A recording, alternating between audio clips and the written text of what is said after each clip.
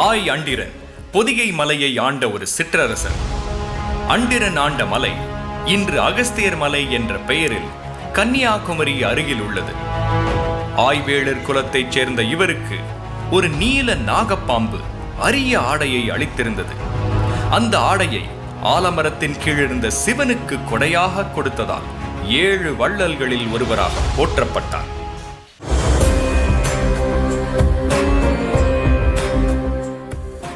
நள்ளி என்று அழைக்கப்பட்ட கண்டீர கோப்பெரும் நள்ளி கண்டீர நாட்டை ஆண்ட ஒரு சிற்றரசர்.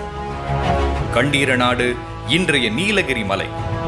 வறுமையால் வாடியவர்களுக்கு முடிவில்லாத செல்வத்தை கொடையாக அளித்ததால் 7 வள்ளல்களில் ஒருவராக போற்றப்பட்டார்.